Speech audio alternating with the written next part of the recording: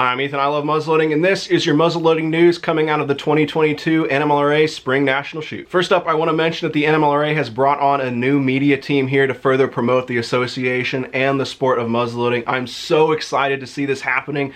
This is a great step forward for the association and the community. They've already been publishing stuff on Facebook, so keep an eye out for the NMLRA YouTube channel and the Instagram. I know they're excited to get all of that up and running. It's gonna be great. This is the kind of thing that we need to see in the sport, and I'm so happy to see the NMLRA leadership taking action and looking forward, not back. Next up, I want to say that European black powder under the names Swiss and Schuetzen black powder made it into the country in time for the June shoot. We can expect some more powder being distributed across the country to the distributors here soon. We talked with Schuetzen Energetics earlier this year about some of the trials and tribulations they've been facing getting powder into the country, especially with war breaking out in Europe.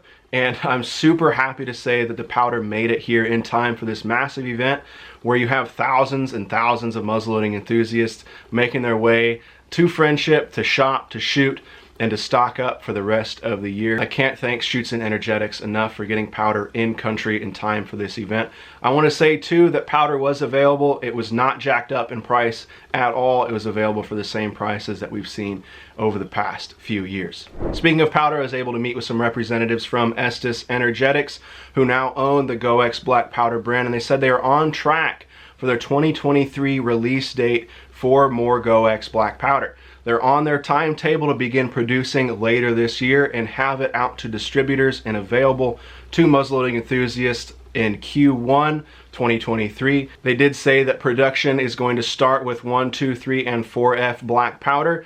Old Eansford is going to come a little bit later in the year, but should be timed to release in time for the June National Shoot at the NMLRA in 2023. This is great news for all of us looking for more black powder, and it's really important for the accessibility of black powder in the United States here. I think having 2 producers back up and running, or producers available here in the country, is only going to make it easier for people to get into muzzleloading and continue being active and involved in muzzleloading. We're seeing some frustration right now with people unable to find supplies, and I'm afraid this is going to lead to some selling off of muzzleloaders or some just gathering dust in the closet muzzleloaders. So I'm super excited to see some of this stuff in motion. I was able to meet with some other manufacturers and businesses involved in muzzleloading. They're seeing some difficulty right now in sourcing the raw materials to make the different components and parts that they need.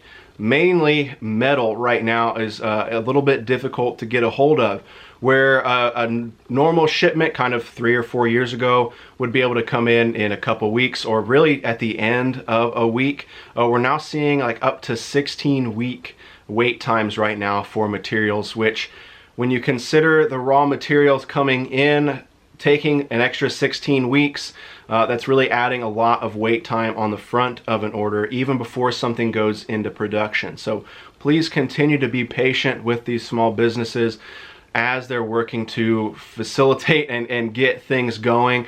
A few people that I met with said, you know, we're not making any money by not being able to sell you this stuff. We really want to be able to get it around to you sooner. It's just not something that we can do right now. So please continue to be patient with them as they can continue to work through these supply chain issues. They're working really hard to get you the parts and the components that you need. Lastly, I know caps are a big deal. I mentioned a couple weeks ago that I hadn't heard any news, but I was able to meet with a few people here at the NMLRA shoot. Like I said, it's a great place to meet with and talk with industry representatives and the businesses of muzzleloading to get kind of an idea of where things are going and how things are going. I don't have any good news on caps. Because of the continued demand for modern centerfire cartridges and the components for them, companies aren't really interested right now in producing number 11, number 10 caps, musket caps here in the country. The demand is so high for the modern centerfire stuff that we're looking to past 2024 right now for production of muzzleloading caps to begin. I know this isn't what anybody wants to hear. It was certainly gutting for me to hear because I know the demand is really high. People that have been involved in muzzleloading are usually pretty well stocked up, buying caps in kind of 10,000 number lots over the years. Those of you new to muzzleloading haven't really had a chance to stock up, so I know this is a big bummer for you. I will say that we did see an inventory restock of muzzleloading caps from Cabela's and Bass Pro Shops under the Remington name a couple weeks ago. So just because some of the other manufacturers might not be interested, we are seeing some being distributed at least. I'm not sure when in production timeline, so to speak, those were, if those were old stock or new stock.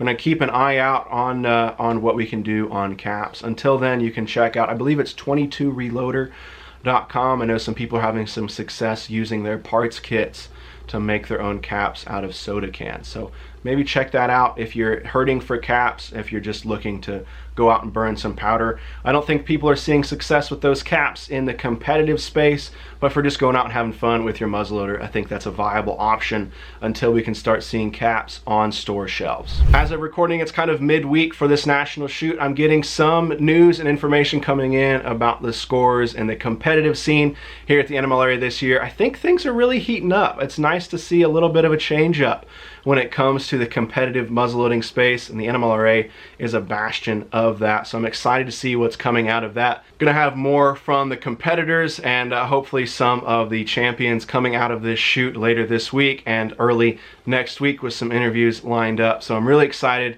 Again, I can't say enough how much I support the National Muzzleloading Rifle Association and what they're doing to promote the future of muzzleloading as well as the history of the sport and all aspects of it. You'll hear a lot of back and forth about, you know, what the NMLRA supports and what it doesn't, but I think it's crucial to support an organization like this with your membership if you can, to support all aspects of muzzleloading. Pretty short one today, but I want to thank you for watching. Like I said, we're going to have more news and information coming out of this great event later this week and early next week. I can't thank you enough for watching. I'm Ethan, I love muzzleloading. We'll catch you next time.